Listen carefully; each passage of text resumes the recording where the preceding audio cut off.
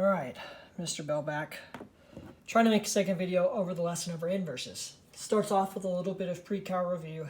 Let's quickly go through it. I just made up an example graph. On the top you have exponential function e to the x. You got the log function, natural log.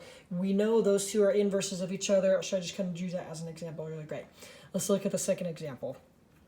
All right, so part A, it said, here is your original function, f of x. Part A says, find the inverse functions. That's really easy. You just switch the x's and the y's. So here was your original function. Switch the x's and the y's, and then you now solve it for y, right? So switch the x's. Anywhere you see an x, change it to y. Anywhere you see a y, change it to x. Then you're just going to solve this for the new y. So here we go. That, I think, gets you to the inverse function as being x squared plus 1. We're going to talk about this in just a second. Hopefully that's pretty easy. Switch the x's and the y's, solve for the new y. When you're looking at the graph, this original function, I know it's a square root graph, it's shifted to the right 1 unit, so that graph looks like this. Notice it's not the entire horizontal parabola, it's just this positive part, it's just the positive root. So when I'm graphing the inverse function, I really would not want the full parabola. I don't want the full parabola because my inverse was not the full parabola. All you had was the positive side for this original function, so all you should have for the inverse is the positive side. If I would have had the negative square root also, then my inverse could have had the left, but since this original function was only the top part, here the inverse should only be the right part. So that's where that domain restriction comes in. You don't really want the whole parabola for the inverse because your original function didn't have the whole parabola. All right, the answer to part C, pretty easy. Always, always, always reflection over the line y equals x. That's the relationship between any two inverses. And then what's really nice, remember for inverses, the x and the y's just switch places. So the domain of the original, 1 towards infinity, that should match the range of the inverse, which is 1 to infinity. Here, the range for the original, which would be 0 towards infinity, that should end up matching the domain for the inverse, 0 towards infinity. So the domain and the range just switch places, because when you find an inverse, the x's and the y's just switch. All right, so that should be pretty good. Let's get into the new stuff. Really, this is going to hopefully give us a good model to remember and to kind of use as a guide on the next page when we're really doing the calculus stuff. So let's go for it. It says, here's my original function, x cubed. Here's the inverse function, cube root of x. Oh, surprise, if you didn't know those were inverses, they are. Let's go through it. It says f of 2. So I'm taking this original function, plugging in 2. 2 to the third power is 8. How wonderful. Then on the part D, I guess we'll do A, B, and C first, then we'll go over, right? So go in order.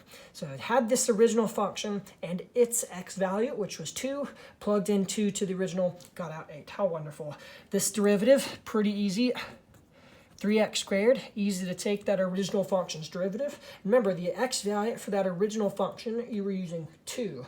So now let's plug in 2 to this original function's derivative.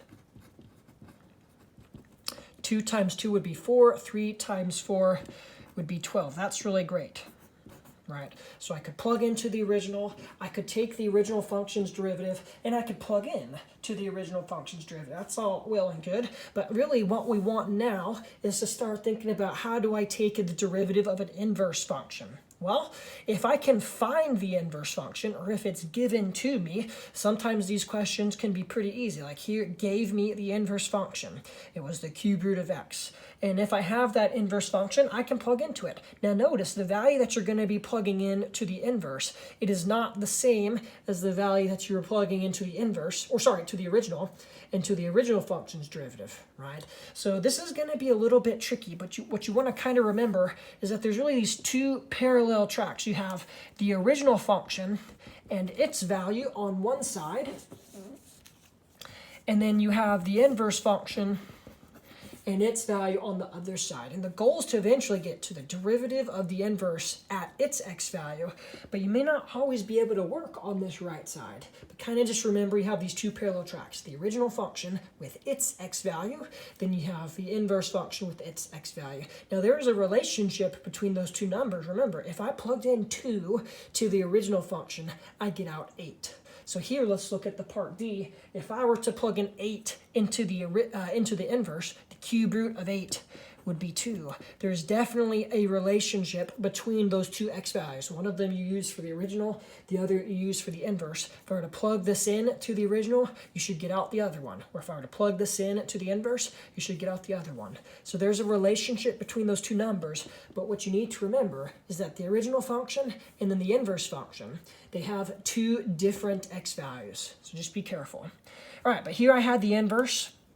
Or let's see, the inverse was x to the 1/3 power. So now I can go through and I can take the derivative. If you actually have the inverse function, you can take the derivative. Here that 1/3 multiplies to the front, and then it decreases by 1. So I can go through and take the derivative pretty easily, and if I have the derivative for the inverse function, I can evaluate it pretty much straight away.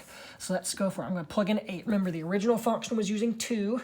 This inverse function is using 8. Two different functions, two different x values. But now let's plug in 8 to the inverse derivative.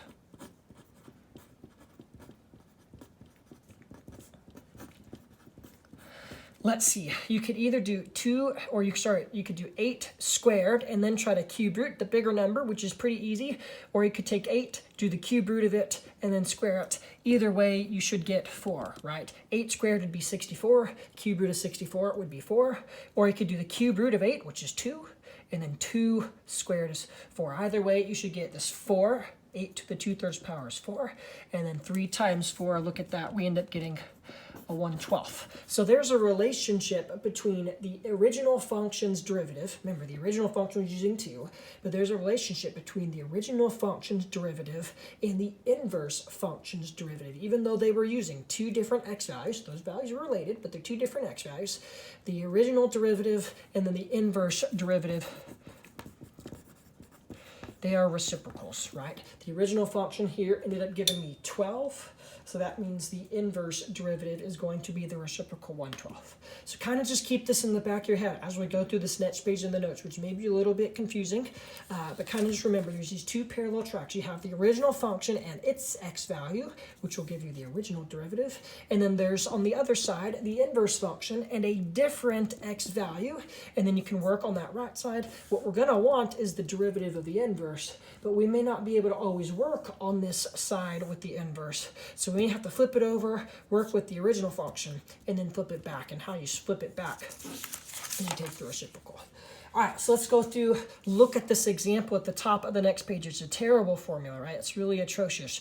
It says the derivative of the inverse at A is equal to 1 over f prime of f inverse of A. That looks terrible, right? Lots of opportunities to make a mistake. You got primes, you got parentheses, you got negative ones, you got stuff all over the place.